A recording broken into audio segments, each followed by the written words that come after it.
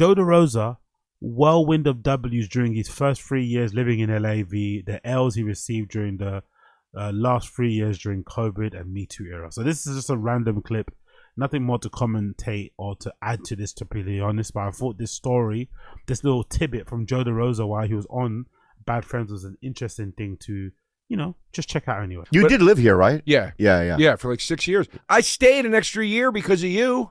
You don't even remember. Why? You don't even remember. Why? Because I said I'm leaving. 3 people talked me into staying. You were one of them.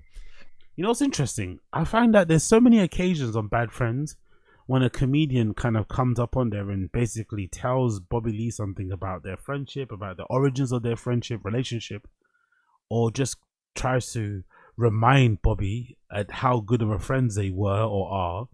It makes me think, like, this guy must be really impressive, he must really light people up in person. Because I don't really get it. I'm not gonna lie. I enjoy him on pods. I think Bobby Lee's like actually a really underrated in terms of his comedic timing when it comes to podcasts. I think he's probably one of the better ones on comedy podcasts when it comes to setting people up. He's similar to Brian Cannon. Brian Cannon away from Brendan. We have to admit, Brian Cannon away from Brendan. He's good at being like the punching bag. He's good at setting people up. Like, that's a talent as well that you don't really see on a lot of podcasts. Everyone wants to be the A mic. Everyone wants to be cool. Nobody wants to kind of, fucking play the layups and shit, or, be the layup person. Everyone wants to fucking dunk. Everyone wants to fucking shoot threes. So I think it's kind of cool that Bobby Lee doesn't mind getting laughed at, doesn't mind getting mocked, doesn't mind being the butt of the jokes for the sake of the joke, I'm a big fan of that. But I don't really understand how a lot of comedians go on these shows and they go out their way to try and remind Bobby how good friends they were. Oh my God, do you remember this? I moved here because of you. I stayed silent. What does this guy have, man? What type of special aura does this guy have that comedians are so in love with him? From Rogan, all these guys, they have so many good words to say about this guy, but he tends to kind of be so neurotic and so weird when it comes to stand-up comedy scene. I wonder what's going on here for real. Okay, who are the other two? Who are the other two? Night. Mark Maron, yeah, and Burr. Yeah, Burr, Mark Maron convinced you to stay an extra year. Yeah. So why? What did I say? I told Burr first. I said I'm leaving. Yeah. He's like, you're hanging up your cleats. You're gonna go back to fucking right. Yeah. Then big up Asada's. When did Joe Derosa? Oh, big up Ryan Hart's too. Sorry, be September 20th. Big up. I'll probably check it out. I'll probably double check it and make sure I'll go on. But thank you for the heads up. And big up Asada's. When did Joe Derosa start to matter? Joe Derosa started to matter when he opened that fucking sandwich shop. I think that's when people started to suck him off. Before I think he used to be the butt of the jokes again. He's one person who used to kind of dunk on often. But I think once he signed, once he kind of opened that sandwich shop that he has or had, I don't know if he still has it in New York. I think that's what really elevated him a little bit. But maybe I'm guessing it's not around anymore. Who knows? Who fucking knows? Then I saw Mark Maron. Same night, I saw Mark Maron randomly. He walks up to me. He goes, "Heard you're pussing out, man." And I was like, Jesus, so funny. How funny. I don't understand, right? Yeah. And he goes, "Why you want to leave, dude?" And I go, "I miss New York. I don't think I click with this place. The energy's weird." And he goes, "Yeah, man. Yeah, you don't get that charge when you go outside here, man. Yeah, I get it, man." And I go, "I also don't think I'm going to meet my wife here." You know what I mean? Yeah. He goes, "Your wife? Look at you." How dare you? Yeah. And I was like, yeah, you're right. And how right he was. Yeah. Yeah, he was totally right. And then I saw you in a third person. It was 1, 2, 3. And you were like, "What's this shit, man? Somebody fucking said you're leaving." It was crazy how the word traveling, right? It was nuts. Yeah. And for a guy that hadn't been working. And I go, "Bobby, I haven't worked." Very funny guy. Always knew. Yeah. Thank you. That's all that matters to me. No, I appreciate that. Okay. But I'm saying, like, I couldn't believe how many people were talking about me leaving when I hadn't had a job in like 3 years. It was brutal. I came out here the first 3 years, week 1, booked the lead on an FX animated pilot. Month 2. Big up Chris Mack. That is fucking diabolical, bro. Big up Joff and May. Big up AZ. I heard Grimsby's a beautiful. Fuck you, Joff and MIA. Fuck you. Big up Josie in the stream chat. It's a mental illness run amok. These comics are barely functioning adults. Yeah, true. They're definitely in a state. That's probably why a lot of these guys are perfect. Comedians is probably the only job that they could do. They're in a state of arrested development, a lot of these guys, isn't it? Bit of Chris Mack. At the No Phones Allowed tell-all show, where the panel roasts whenever comedians, the crowd yells out, Joe Derosa admitted he'd been paid way more from Louis J. Gomez than from Bill Burr. Lol, it was crazy. Excuse me? He got paid more going on tour, I guess what, performing with Louis J. Gomez, opening for him, than he got from Bill Burr. To be fair, I'm not surprised. As much as I like Bill Burr, as much as we all love Big Burr, do we all think Bill Burr would we have imagined Bill Burr pays well? Do you think he's going to be a generous? I mean, he's probably going to pay you exactly the fucking minimum that needs to be paid and nothing more, you know? Bill Burr strikes me as he's one of those people that's very wealthy, very rich, you'd imagine, but also incredibly frugal because he's probably has this paranoia that's all going to be taken away from him, you know? You met a lot of rich people like that just want more just so they can have more.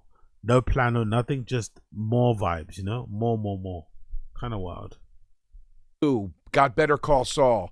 Month 3, Comedy Central is going to give you your first hour and they're going to let you direct it.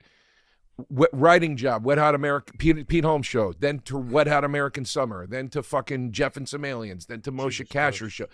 Dude, it was one thing after the fucking next. I'm at my birthday party. I look up, fucking Rob McElhaney is there. I'm like, what's going on? I'm doing it. This is it. Yeah. This is LA. I love LA. Yeah. He gets like, we're gonna get you on the wall, man. At the store. I'm like, it's all happening, baby. And then the last thing was I booked a multicam on CBS where I played the like Lothario, like the office perv, and perfect casting. Yeah, perfect. Fired me 2 weeks before the table read. Oh, we're cutting the character. It's too unlikable. Oh, Me Too happens the following week. Les Moonves at CBS goes down. I'm like, oh, that's why they cut the character. Wow. Yeah. And my hand to God, I got the job. My friend Pat Walsh, my co-host of my podcast, Pat Walsh, he was the showrunner, and I still had to audition. And he goes, they ran your tape up the ladder. Les Moonves said, this guy's hilarious, hire him. And then he got me, dude. Then he got fired. Could you imagine that timing? Could you imagine being handpicked by Les Moonves and then he gets fired for Me Too shit, and the show that you were going to be on, you were playing a sexual abuser, harasser type person? Could you imagine the bad luck of that? God fucking damn. Hollywood is a brutal place. Yeah, for basically being the character I was playing. Being the character, he's like, this guy's awesome. It's so funny, dude. Anyway, so the show, I get booted off the show. I had 2 pilots in the pipeline. Both, they were like, they're not even going to air. You're not getting a fucking dime. Nothing's happening with these. The movie I was working on and developing at Rooster Teeth, which was a production house. I know them. Yeah, they were like, we're not moving forward. Sorry. Like, it's just not whatever.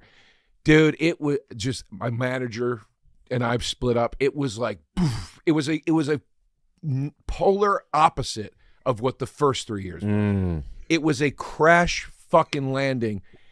He gets like, I don't know if I'm going to get you on the wall, buddy. You mean at the store? Yeah. Wow. Because he was like, I'm trying. It's who's he? Adam. Adam Egan. Yeah. He's like it's not you, dude. There's politics. Like, I don't know if it's gonna happen. You know. You're a paid regular, no? Now I am. Yeah. Yeah, and he gets one of my fucking best friends. Like, he's like, I love how fake the industry is, isn't it? He gets one of my best friends. One of your best friends didn't want to put you up on the wall because of some nonsense Me Too shit that you weren't even involved in, just from bad timing, optics. But he's one of your best friends. But I guess this is what you have. This is the part of the thing that I kind of lack, you know, that ability to not hold grudges. Because if I was Joe Derosa and my quote unquote friend who runs a comedy club didn't put me in a wall because of some Me Too shit that had nothing to do with me, it had to do with the fucking network boss that I was working for going down, then I would be really pissed off. I wouldn't want to talk to you anymore, you know. But I think in entertainment, in life in general, you can't really hold grudges. You just got to be like okay to just keep on keeping on. okay to not take things too personally, even though when it happens, you can't help but take it personally. And maybe, if you have that attitude, if you adopt that way of life, you adopt that outlook, it might come back around for you. It doesn't always, but it may come back around for you. It may come back around for you. Big up Shades Cow. I need more details about this payment situation. Yeah. Big up Chris Mack. There's the details. This was at Skankfest 2023. That he said this, by the way. I was at the same show where Tony Hinchcliffe refused to roast Rogan, but Ari went in. That's how it should be, man. Honestly, Tony Hinchcliffe refusing to roast Rogan because their friends is fucking gay as fuck. Gay as fuck. Big up Shades Guy. Derosa looks better in the older age. Yeah. What can you do? What can you do? What can you do? Big up those guys. Big up those guys.